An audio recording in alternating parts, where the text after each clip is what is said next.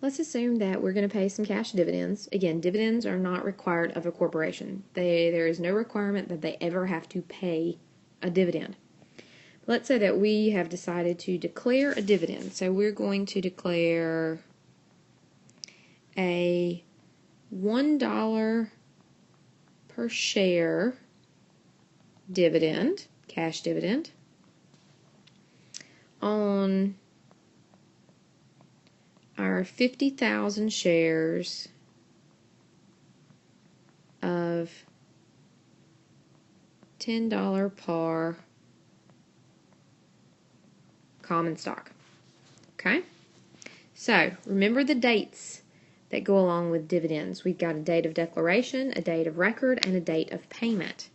So, on the declaration date, when we declare the dividend, we state our intent to pay a dividend. We're not paying it yet. We're just saying that we're going to. We need to record the amount of the dividend. So, we would have an account called cash dividends. And we're doing $1 per share, and that's 50,000 shares. The par value doesn't have anything to do with the dividend here. So that's $50,000 that's going to go into our dividends account. Okay? And we're not paying it yet, so we need a liability. We need a dividends payable account. So we're going to increase that with a credit of $50,000 to show that we're going to pay this in the future. So that's what we record on the date of declaration. So the date of record rolls around. All right? This is the date where we need to figure out who owns the stock on this particular date, because that's who's going to get the dividend paid to them. There is no entry required on this date. It is simply a date for us to know who owns the stock. But the date of payment, we do want to record something, because that's when I'm actually going to pay this liability that we had set up. So we're going to get rid of the liability. So we take the dividends payable account. We're going to debit it for the $50,000 that we had already accrued. And we're going to credit cash. We're going to really pay the dividend of $50,000. Let's say that instead of just having common stock, let's say we have preferred and common. So let's assume that we have 8,000 shares of 6% $100 par preferred, and we have 20,000 shares of $10 par common. And let's say that we're looking at several years transactions. Let's say that in year 1, the company is going to pay $40,000 in dividends. In year 2, we're going to pay $50,000 in dividends. And in year 3, we're going to pay $100,000 in dividends. So those are the amount of dividends that we're going to pay. So I need to figure out how this is going to split up between the preferred shareholders and the common shareholders. Remember, preferred has a preference for dividends, so we get to pay them first, and then whatever's left over, the common gets dibs on. Okay? Sometimes that works in their favor, sometimes it doesn't. It just varies and depends. But first I need to figure out how much the preferred is entitled to. To do that, we're going to use this percentage we were given. We know it's a 6%. That's the dividend percentage, and it's a percentage of the par value or stated value. So it's 6% of the 100. So if we take 6% of $100, that gives me $6. $6 per share is the dividend that the preferred is entitled to. So we had how many? 8,000 shares. So that means that those 8,000 shares are entitled to $6 a share. So the preferred is entitled to the first $48,000 of any dividends that are declared. Well, we can see in year 1 we declared $40,000. All right? So how much is the preferred going to get in year 1? Well, they're entitled to up to $48,000 per year. Well, then they're going to be getting all of year 1. Let's make a little chart. Let me go to another page. So let's set this up. We've got your preferred and we've got common. And let's put our years up here. We've got year 1, 2, and 3. Well, in year 1, that's when we paid $40,000 total. And the preferred we just figured out is entitled to up to $48,000. So the preferred's going to get all of the $40,000 in year 1. There's nothing left over for the common to get. Let's go back. In year 2, we paid a total of $50,000. Well, again, the preferred is entitled to up to $48,000. So in year 2, they're going to get $48,000. And the common just shares what's left over, $2,000. In year 3, we paid $100,000. So, again, preferred entitled to up to $48,000, so we're going to give them $48,000. And the preferred gets to share the rest, the $52,000. So that's how we'd split these out. Another way you might see the preferred, instead of saying 6%, this could have been stated as 8,000 shares, $6, $100 par preferred stock. That already tells you the dividend per share amount. Instead of having a percentage, it just tells you the amount per share. Okay? Either way, it's the same information. Now, what if, though, I had a special type of preferred stock called cumulative stock? Let's talk about that.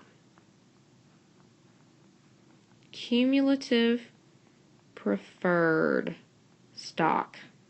It's a special type of preferred stock that you can have.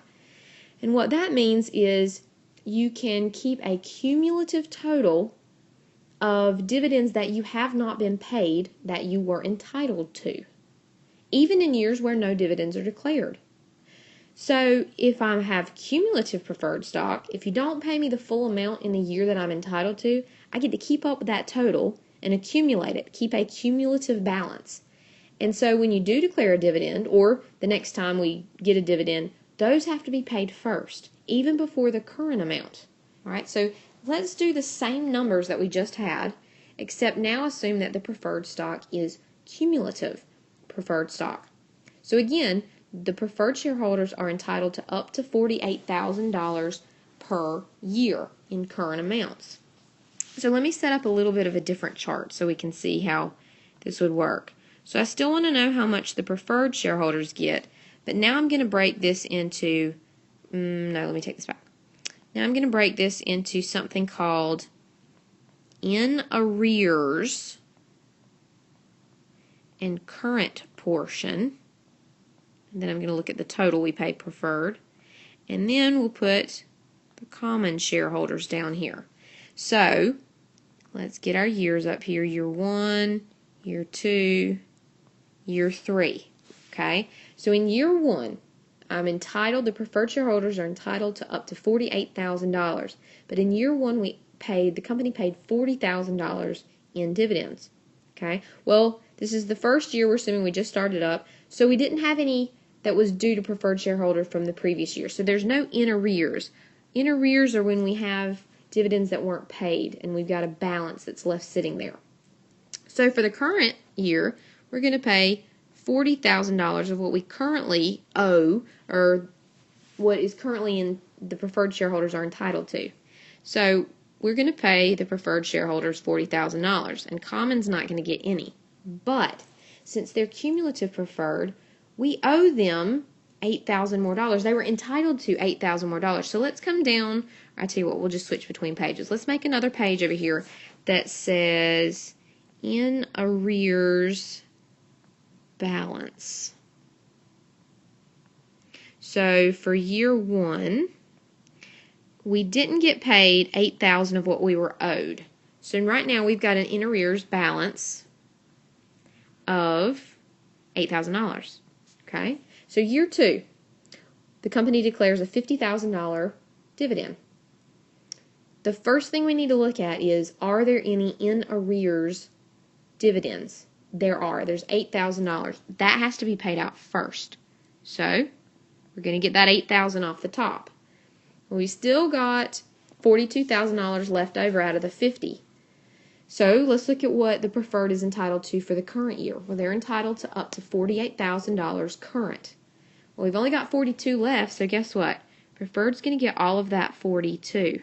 So in total, I'm going to pay them this year $50,000, the entire amount of our dividend. And so, again, there's nothing left over for the common. But do we owe the preferred any additional? We paid them the in arrears from the first year, but we only paid them 42 of the current 48. So right now our in arrears balance is $6,000. Okay, so year 3 the company declares a $100,000 dividend. All right, so first, do we have any in arrears? Yes, we have $6,000, so we need to pay those first. So we're going to put the $6,000. Then, again, the preferred currently for the current year is entitled to up to $48,000. Well, we can pay all of that this year, so we put the $48,000 there. So in total, we're going to pay them $54,000 this year. But we have some left over this year. So the remainder, I've got $46,000 left over.